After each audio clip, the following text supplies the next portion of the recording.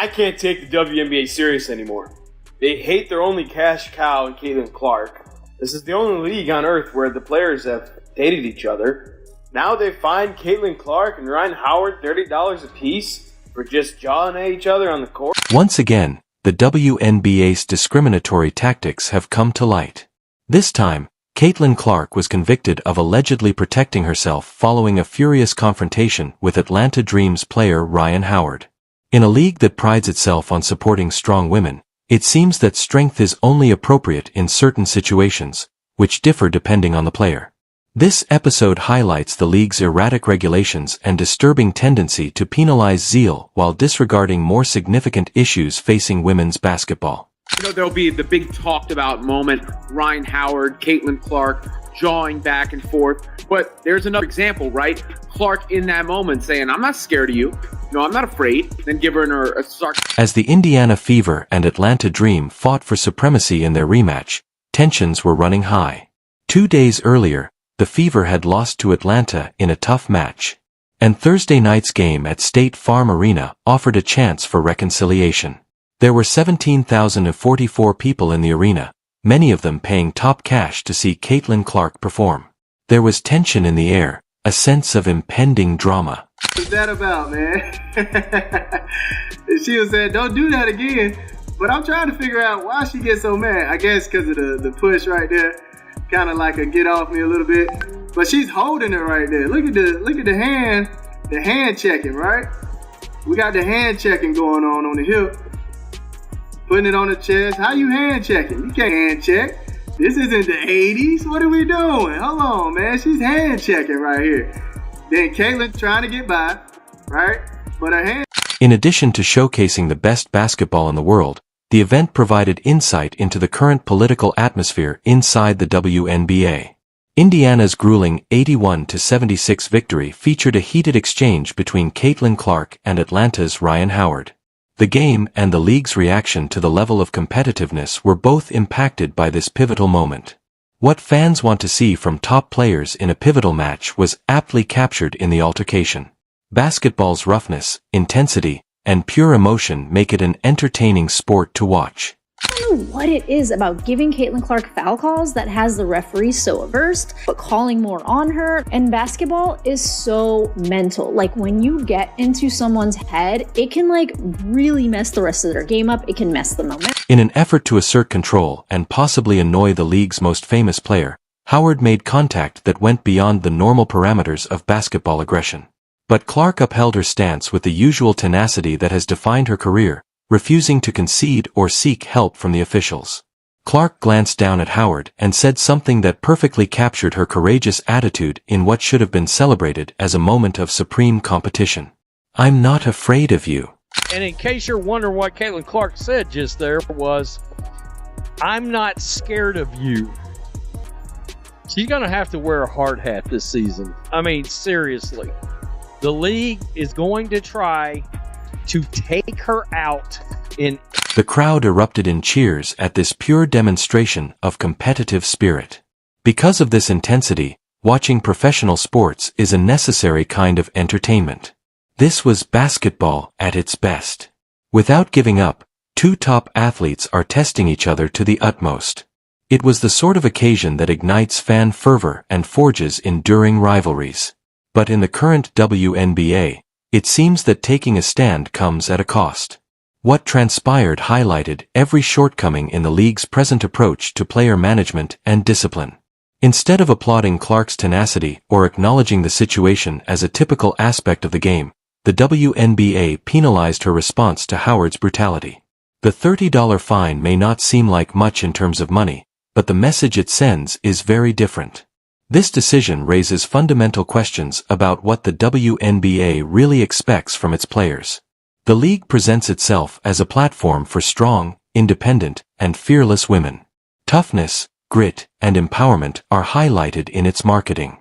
But when one of its best players demonstrates that in real time, the league responds with a punishment and a silent censure. I really enjoy seeing the return of Trash Talk Caitlin Clark, because sometimes people forget, it's a fun little extra add-on of her game. She and Ryan Howard got into it a bit early, where Ryan Howard was like, you're in Atlanta. The timing of this punishment speaks volumes.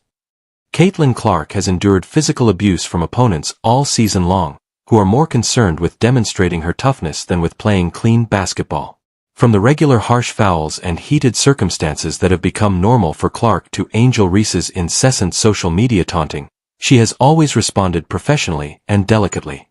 But the moment she eventually speaks up, choosing words over retaliation, the league decides she has crossed some arbitrary threshold. A troubling precedent for the WNBA's management of competitive fire is set by this type of selective enforcement. The league takes pleasure in letting months of prearranged drama, passive-aggressive comments, and social media sniping go unopposed. Players can publish cryptic comments, insult one another, and subtly damage each other's reputations without fear of reprisal. But when a player says something honest and direct during a high-stress game, they get fined. Fans are petitioning for the All-Star game to not be held in Indiana because it's clearly not safe. There's a petition for Dave Portnoy to never be able to attend WNBA games. There is a petition for Caitlin Clark to be arrested. I'm not joking when I say this. Arrested. This is something that has also gone viral on social media.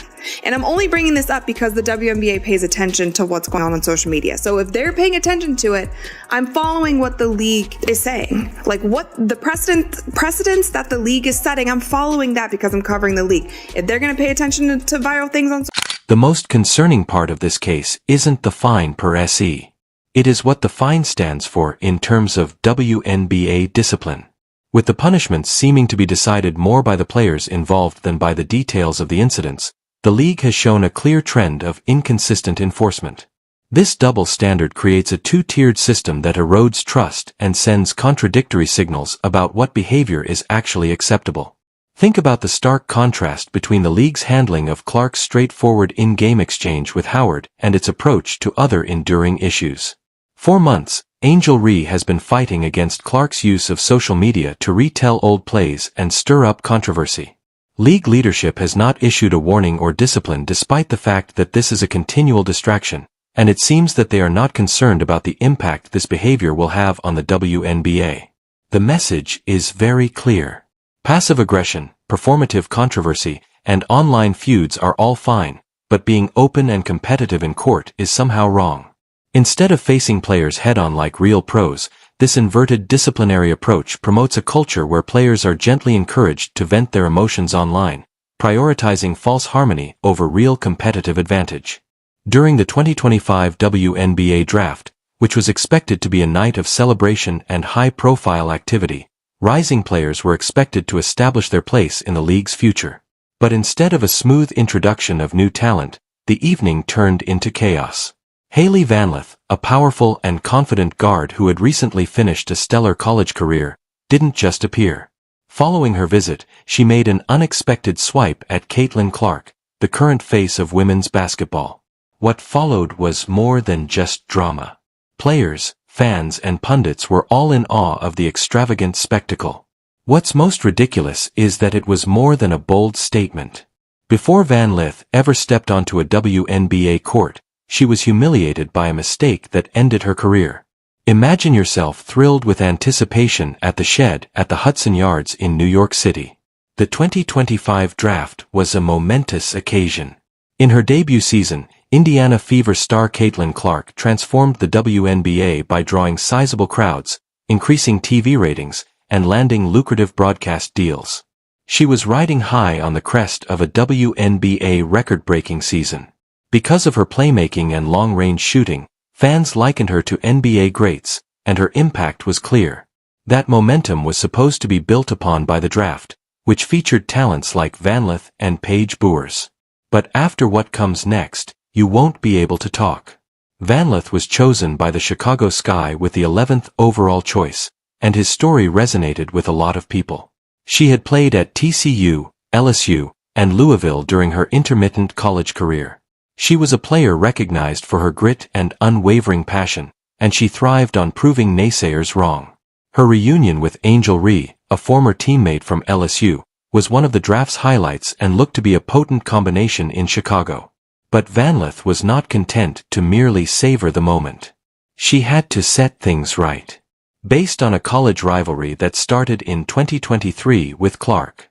In the NCAA Elite Eight game, Clark dominated LSU for 41 points, leaving Vanlith and her teammates in the dust. The image of Clark's "you can't see me" gesture went viral, and Vanlith hadn't forgotten. Everything completely goes haywire at this time. During a pre-draft portion, Vanlith was asked a humorous question. It is possible to start, sit, or cut 3 WNBA players: Caitlin Clark, Sabrina Ionescu, and Diana Taurasi. It was supposed to be a humorous icebreaker, but Vanlith saw an opening. Since the audience was watching her every word and the cameras were rolling, she chose to start Taurasi, Ben Ionescu, and cut Clark. There was silence for a moment, and then there were whispering in the arena. Social media went up in smoke. The fact that she had so openly targeted the league's best player startled her supporters. But this is what they're not telling you. Vanlith was not done yet. When it came to her post-selection interview, Vanlith worked hard. She didn't mention Clark by name, but her comments were significant. When she talked about putting forth a lot of effort to reach the professional levels, she hinted that other players had been handed stardom on a silver platter. The sarcasm was clear. She went after the media favorite, Clark. It was a bold move that conveyed confidence, but it also showed a lack of judgment. Vanlith thought she was writing an underdog story, but she just nudged the bear. And you'll be surprised by the conclusion. Vanlith's comments were swiftly and relentlessly attacked by fans who saw them as unnecessary and spiteful. There were statistics all over the internet that contrasted her college experience with Clark's. Vanlith averaged nearly 20 points per game at Louisville and 18 points per game at TCU. But Clark's were otherworldly. She changed the NCAA record books by being the all-time top scorer and leading Iowa to back-to-back national championship games. Because she sold out events and promoted the WNBA, her influence went beyond the court. She had stat lines that looked like they were from a video game. Just when you thought things couldn't get much worse, the WNBA community made matters worse. ESPN commentators were astounded. Another pointed out the irony of Vanlith's comments, describing them as envy disguised as confidence. Clark's rise made the 2025 selection the second most watched in WNBA history. Making use of one. When Vanlith disparaged the player who had brought the league's 25 million people to it, he wasn't just starting a feud. The very fans and players she would need to succeed were turning against her. Many current WNBA players responded by tactfully unfollowing Vanlith on social media. The message was clear. If you are not ready to back up your claim, you should not go after the queen. But what comes next is simply absurd. Although that wasn't what you might have imagined, Clark herself delivered the actual stomach punch. As Vanlith's comments were examined online, Clark said nothing. No tweets, no interviews, no small-time backstabbing. Instead, she gave one instant the opportunity to speak. A cold, sarcastic expression was caught on camera as Vanlith tossed her shadow. Clark had worn the same ensemble in college, right before she buried opponents with a deep three when they attempted to irritate her. A few days later, she was spotted at a youth basketball camp, where she spent hours coaching kids and signing jerseys. It was a dramatic change. Vanlith was seeking influence, while Clark was building a legacy. The moment when everything changes is this one. Only a few weeks after the draft, Clark stole the show when he took the court to distribute products at a Pacers game. No rookie had ever gotten as much attention. In a preseason game, she scored 28 points, dished out 8 assists, and pulled down 5 rebounds, proving why she is the league's most popular player. She made long threes and handled the offense like a pro. Vanlith was caught on camera still in her warm-ups, waiting for her opportunity. Social media timelines were overflowing with memes of Clark cooking while Vanlith observed from the sidelines. It was the numbers that told the story.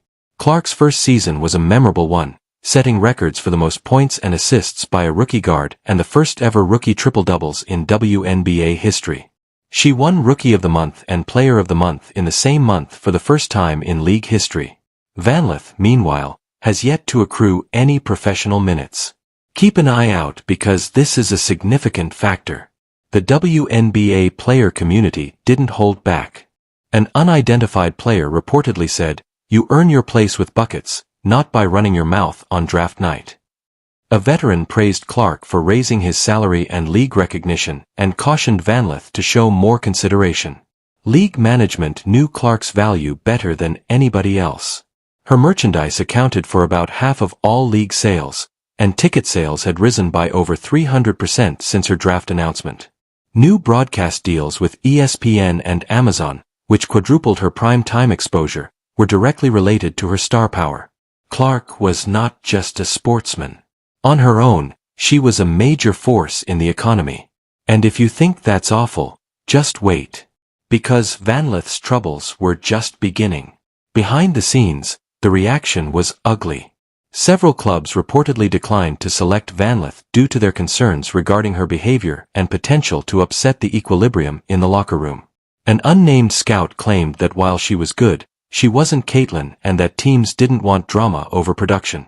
The Chicago Sky took a chance on her in the hopes that her friendship with Rhee would assist to patch things up. Even that, however, was under pressure. After managing her personal rivalry with Clark, Rhee had learned to share the spotlight. VanLith was apparently still pursuing it. Furthermore, the final development was surprising. In the WNBA season opener, Clark's fever is the biggest obstacle. It is also already the most anticipated game of the year. VanLith sees it as a chance to prove that what she said was accurate. But the pressure is overwhelming. Every missed shot, every turnover, and every second Clark spends on the court will be used to evaluate her performance. Memes imply that VanLith will be humbled, and fans are already expecting Clark to drop another 40. Her comments on draft night not only created a competition but also set an impossible standard for a rookie who had not yet shown herself. By the conclusion of this, you will understand its importance. Clark, meantime, is unconcerned. The controversy and the publicity don't interest her. On her birthday, she went 50 for 54 from 3, which suggests that she is working out. She's more interested in titles than sound bites. Her debut season created records for the most assists in an all-star game and the fastest to 100 three-pointers, among other franchise standards. She is more than just a celebrity. She is the league's future. Even though VanLith received a few retweets for her repost, Clark is becoming more respected as teams modify their marketing plans and cities get ready for sold-out games while she is there. One jumper, one pass at a time, one packed arena. For VanLith, the road ahead is steep. Not just any fight, but the wrong fight. In college, rivalries can thrive only on trash talk, but the WNBA isn't like that. This league is now taking off because to Clark's hard work and humility. VanLith misread the situation and attempted to bring her down, portraying herself as the adversary before she was granted the right to be a rival. Every game she plays will be a referendum on her draft night comments, with fans and pundits ready to point out every error. You'll want to see this through to completion. As the dust settles, one thing will become clear, I promise. There is no need for Caitlin Clark to respond. Her game speaks for itself more than any interview ever could. VanLith, on the other hand, has a lot to prove. When the Sky and Fever play each other in May, the scoreboard will show the truth. Since Clark is already earning a lot of money and talk is cheap in the WNBA, everything fell into place at that time. Does the VanLith vs. Angel Reese showdown pose a danger to Caitlin Clark's Indiana Fever? Kindly leave your ideas in the comment section below. Comment, "Fire the baby giraffe," if you think this is a bad deal for Reebok. To ensure you don't miss anything, like, subscribe, and enable all notifications. We'll see you in the next video.